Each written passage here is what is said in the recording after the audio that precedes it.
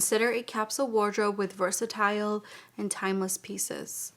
Now, when it comes to a capsule wardrobe, I do want to suggest a couple things. One, your closet is going to look completely different than the closets that you're looking online or Pinterest. And I'm referring more to the minimalist YouTubers and also those aesthetically minimalist pleasing pictures on Pinterest. Everyone's closet, everyone's taste and style will change, and also you will change. So the capsule wardrobe that you're creating right now is probably not something that you would wear in like 10 years from now. So what I mean by all of this is do not beat yourself up and do not overthink your capsule wardrobe like I was. I was overthinking it so many times, and I have changed numerous times on my style. Right now I'm in my laid back era kind of style. I wear leggings every day because that's what I feel comfortable in, and I wear big sweatshirts. Don't get me wrong, I do have a couple dress up outfits. If you guys want to see my full closet tour, I'll have it linked around here somewhere. But my closet will look very different than yours. So I want to emphasize that because no one's capsule wardrobe is perfect, and no one is going to use their capsule wardrobe forever. You are going to change your mind about your shirts, your pants, your shoes. Throughout the years as you get older, you will change your mind. So when it comes to creating a capsule wardrobe, just think of yourself right now. What do you like right now? Do you prefer leggings over jeans and you have a ton of jeans but you don't wear them? Then maybe you could donate them or resell them, and you can purchase a couple more pair of leggings to last you through the week or 2 weeks. Same thing goes for dress up shirts or regular shirts. If you work from home like myself, when it comes to dress up shirts, I think I only own like 2 or 1 at this point. And I only use my dress up shirt and dress up pants for when I go to appointments such as like dentist appointment, doctor's appointments, the vet with my cat. I like to dress up as well, look a little bit more presentable. But when it comes to like my daily wear or daily outfit, I'm wearing leggings and a sweatshirt because that is what I feel comfortable in. What I own in my closet right now, I can happily say that I enjoy wearing everything, and it makes me feel comfortable, even the dress up outfits. So in overall, create a capsule wardrobe, not for everybody else, not for the aesthetics, but for you.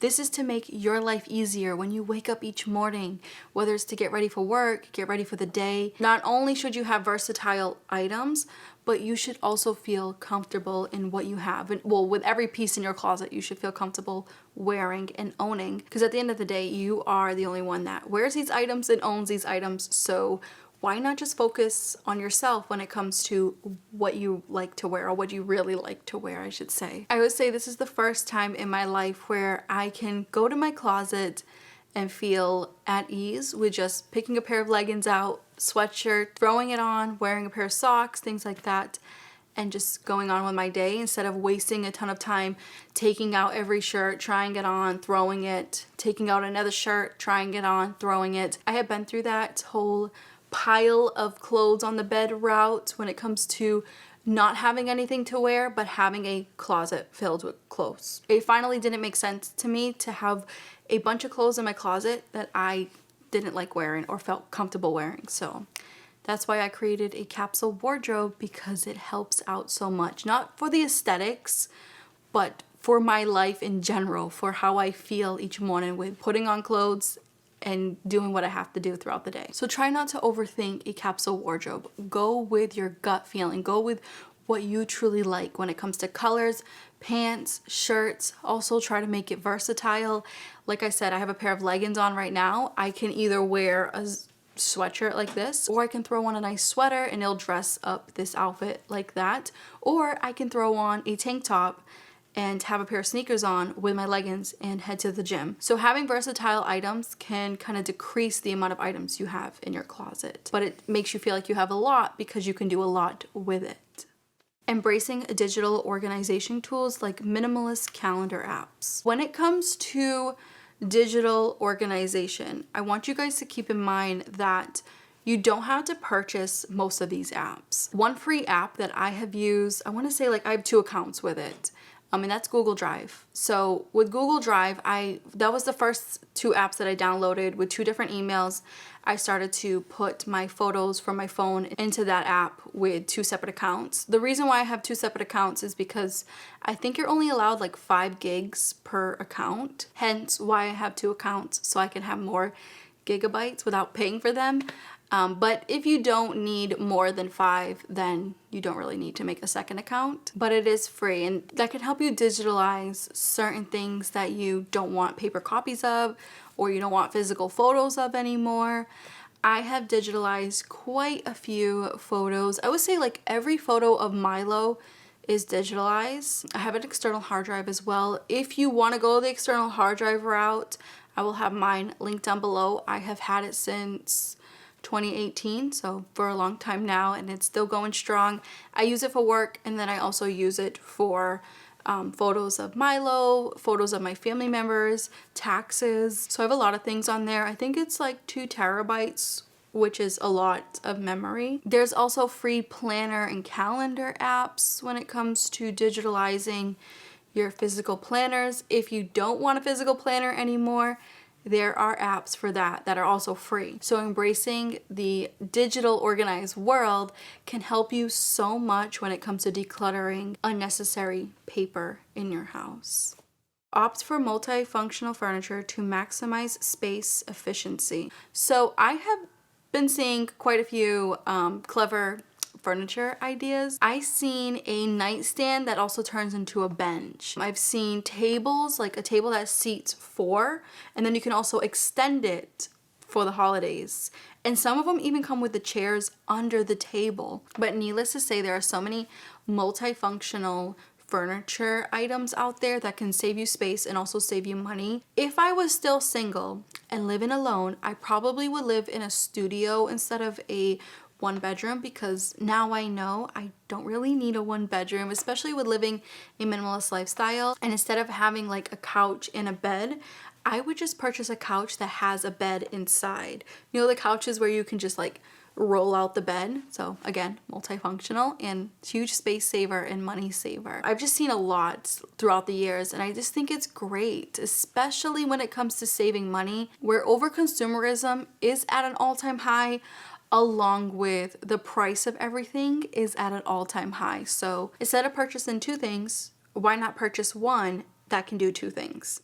Practice mindful consumption. Only buy what truly adds value. This is something that I always think of when I go to the store, when I'm running errands, or whenever we move, things like that. I'm always doing research and figuring out, all right, what do we truly need in this household? As much as I would love a new headboard, as much as I would love certain new items in the house, we don't need them. Unless these items break, then yes, we can replace them.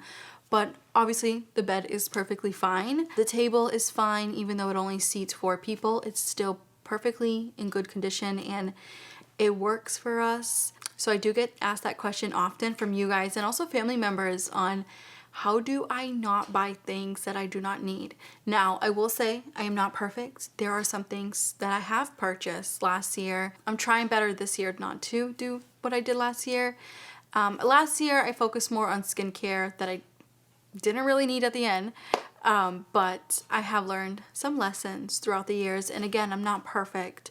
Everyone makes mistakes. That's how you grow and learn. So the biggest thing on how I not over purchase on things I don't need, especially with going to Target, I know everything looks so aesthetically pleasing and it makes you feel like you need these items, especially with how they do the lighting, the music that they're playing. It makes you feel comfortable and cozy, and you start to like go into aisles that you don't really need to be going in, and you start picking up vases and candles and things that weren't on your list. You just have to keep telling yourself you do not need anything. What you have on your list are the things you need, because that you wrote them down for a reason. Get those things and get out of the store. There's no need to roam around. So that's what I have been doing for a while now, especially when it comes to Target, Walmart, Kohl's, things like that, especially Kohl's. When I return things from Amazon for my partner, whether it's a lens or a lens cap, I will return it for him since he's always working. I'll go to Kohl's, put an Amazon return, and they give you a coupon to shop there. So they know what they're doing with their marketing. They know that, all right, I returned that, so technically we got money back. Like that whole girl math or boy math situation, I just think it's another fancy way of saying, let's spend money we don't really need to spend. So try to discard that little trend going on right now. The best math that you can do when it comes to shopping is not buying things you do not need. That way that money that you are going to spend stays in your bank account. Trust me, you will thank yourself in the long run when it comes to your savings account, when it comes to your credit card debt. You will thank yourself in the long run that you didn't purchase that 10th Stanley Cup or the newest and greatest microwave, even though you already have a microwave and you already have like 9 Stanley Cups. Put a stop to the overconsumerism now and only buy what you truly, truly need. That is the only way that you will be able to save money and also live a more comfortable lifestyle. I noticed, especially in the US, when people start making more, like say you get a raise and you start making more money, it doesn't add up to the average American. Usually when they make more, they'll spend more. So technically it's kind of like you're not making more. Instead of spending more while making more, why not just spend less? So that way that raise that you got can, the extra money from it can go into savings instead of on material items that you probably don't need. Regularly declutter physical and digital spaces to maintain simplicity. Decluttering is such a beautiful thing because you get to learn on the things that you spend money on that you don't really need to spend in the long run, or you didn't need to spend in the long run. Sorry, I'm kind of lost with words today. Don't mind me. It's been a long night last night with editing. But anyways, decluttering is something that truly helped me when it came to overspending. Whether it's physical decluttering, digital decluttering. Lately, I haven't really done any physical decluttering because, let's face it, I'm a minimalist and everything that we have in this house is usually things that we need or use. I'm always looking around and thinking like, should we get rid of this? Should we not? I've kind of already decluttered the things that we don't use. So there's no need to do physical decluttering in this house. But when it comes to digital decluttering, I'm constantly clearing out my phone, my emails, junk mail, old text messages, phone calls, photos. I'm always decluttering my phone. Also apps you don't use all the time or you don't use at all. Might as well delete them and save some space on your phone. So doing these two things regularly, whether it's digital decluttering, physical decluttering, can save you space and also create a habit, a very healthy habit of realizing that you don't need everything you see online. You don't need everything you see in the stores. You don't need to have your phone jam-packed with things that you don't use all the time. So that's something to keep in mind, to do regular decluttering or do seasonal decluttering or yearly decluttering, whatever works best for you. For me, I usually do like seasonal decluttering. I think I might switch to yearly since we don't really have much to declutter anymore. But when it comes to my phone, I declutter my phone once a month because I use my phone for work and then I also use my phone for personal use, like calling family members, texting them. So my phone does get filled with things and that's why I go through it once a month. And it helps my phone when it comes to the performance of it. It doesn't get laggy because I'm always keeping up with the things that I don't need on it. So it's saving me space and I'm always updating my phone. And also when it comes to decluttering my phone, once when I'm done, I will update the software if there's an update needed or update any apps. So that's something also to keep in mind if you are doing digital decluttering. And the last thing is to not criticize others. I used to criticize a lot and it's just not the nicest thing to do. Always keep in mind that what you say to others, think of it as like, would you want someone to say those things or judge you? When it comes to yourself or your lifestyle.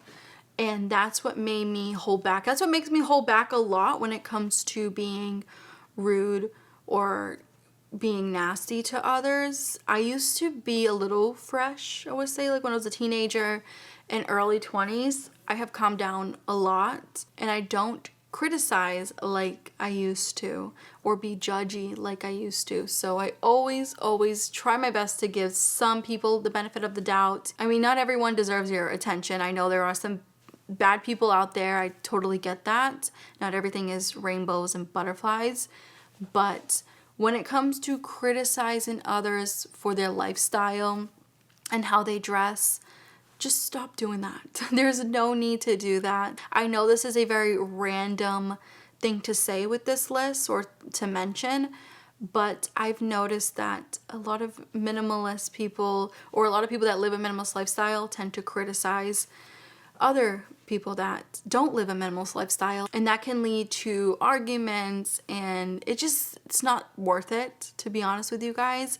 If you decide to live a minimalist lifestyle, then that's your choice. Do not push your lifestyle on other people. Everyone is capable of living the life that they want to live. So why am I trying to force something on someone else? I would not want that on me. That is when I realized, like, you know what? I'm done criticizing others. I'm not doing that anymore. Again, as you get older, you tend to get wiser with the years, and I've learned not to judge others as much as I used to, not to criticize others. You know, when I make these videos, obviously it's for those that, you know, those that click on it, it's for those that want to create a minimalist lifestyle or are interested in it. My videos are not meant for me to force a minimalist lifestyle on any of you guys or force a plant-based lifestyle on anyone. I think some people in the comment section tend to forget that criticizing others says more about you than the other person that you're criticizing. So that is a huge lesson that I had to learn many years ago, and maybe some of you still need to learn it, and that's okay. Again, that's what life is all about, is learning, growing as we get older.